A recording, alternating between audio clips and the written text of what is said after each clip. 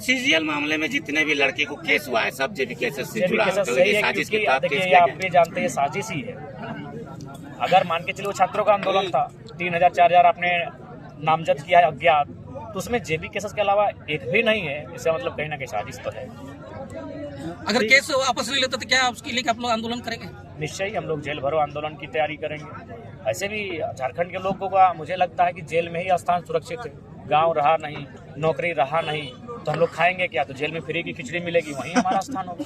तो जैसे देवबंधु जो मीडिया कर्मी है और उन्होंने अगर लोग- आवाज उठाया नहीं, ये और तो मीडिया खैर कर्मी पे इस शर्मनाक तरह का अगर एफआईआर और इसी तरह किया जाए तो आखिर आगे कौन बायस्ड होकर, पूर्वाग्रह से ग्रसित होकर, और इसमें बाहर के लोग हाथ है।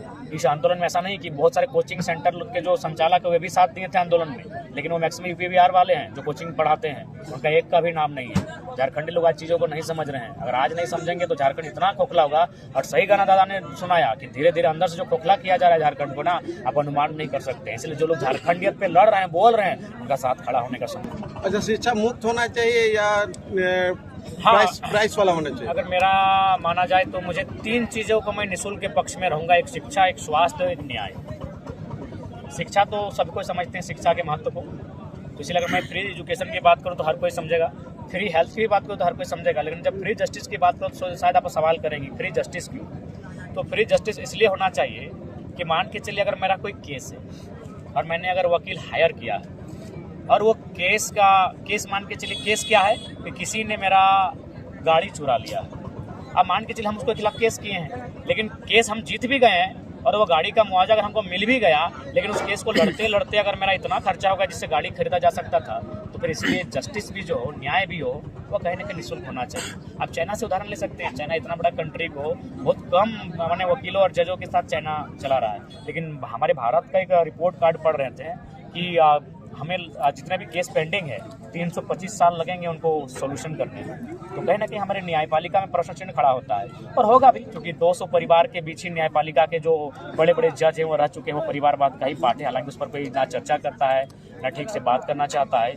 तो जो जज बनते हैं वो 200 परिवार तक ही सीमित होते हैं, उनसे आप न्याय की अपेक्षा नहीं कर सकते। गिरिडीह के 17 पंचायत आप घूमे तो क्या कुछ लोगों में देखे और क्या तय माना जाए कि जयराम मातो गिरिडीह लोकसभा से जैसे कि चुनाव हम लड़ेंगे? गिरिडीह का मुझे विश्वास है, और मैंने पहले ही कहा, आपने भी पूछा था कि आप मोदी जी से और राहुल जी से मुकाबला कैसे करेंगे, तो मैंने एक ही चीज़ दिया था कि मेरे विचारों में वो धार है, मेरी ऊर्जा है, मुझ में जो शक्ति का अपार है, उससे हम मुकाबला करेंगे। हम गिरिडीह पिंड जगह संबोधन कर रहे थे, तो एक दीदी आई, उन्होंने वही जो पुराना पॉलिटिक्स होता है, एक मंदिर को दिखाया कि मंदिर अधूरा है।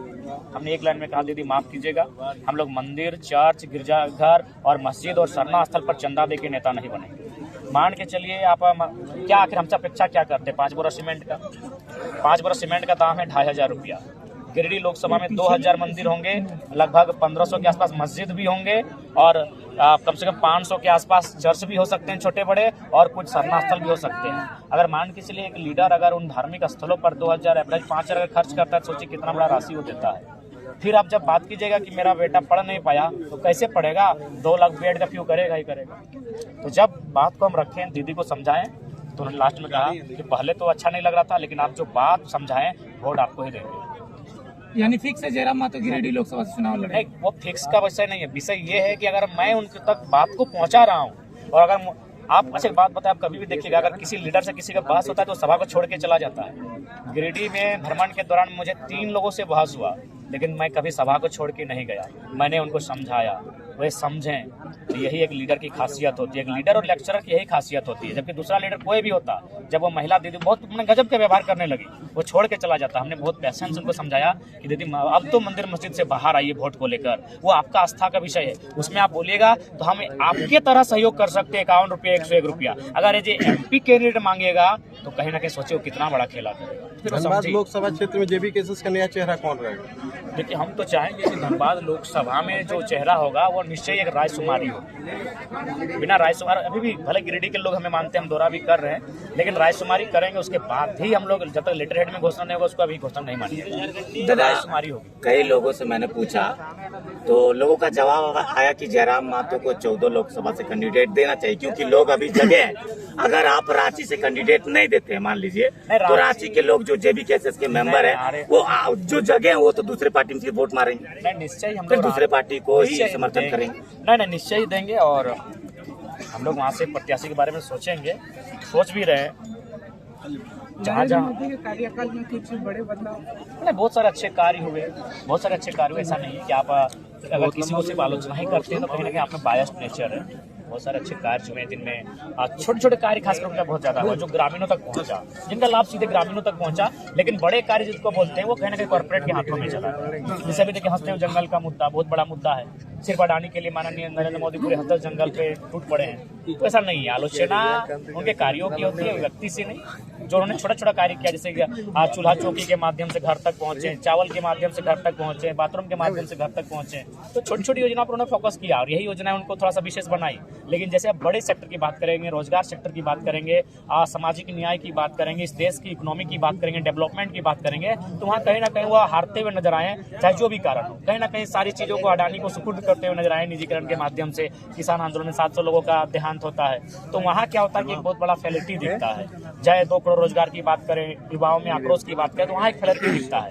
लेकिन जहाँ तक लुभाने की बात करें आम पब्लिक को, वो कला उनमें है। तो कुल मिलाकर उनका जो कार्यकाल रहा वो अगर कम समय के लिए अगर क्षणिक कहा जाए एक आम व्यक्ति के लिए, तो क्षणिक के तौर पर ठीक रहा। एक बाथरूम क्षणिक चीज हो सकता है, लेकिन लॉन्ग टाइम के लिए रोजगार होता है। लेकिन वो रोजगार पे बात नहीं कर पाए। 2 करोड़ का उनका खुद का वादा था, उस पर बात नहीं कर पाए। ईवीएम या बैलेट पेपर चुनाव में देखिए अभी हमारी आयु बहुत कम है, तो हम चाहेंगे जब ईवीएम और बैलेट पेपर के तथ्य को जब विस्तार पूर्वक पढ़ेंगे, क्योंकि आसान नहीं है, चीज़ों को जब समझेंगे तो उस समय हम मुखरता से बयान देंगे। मुझे लगता है कि अगर बैलेट पेपर बेहतर है तो होना चाहिए, क्योंकि ईवीएम चांसेस है, क्योंकि इलेक्ट्रॉनिक डिवाइस कहीं ना कहीं आप हैकिंग करने के चांसेस है।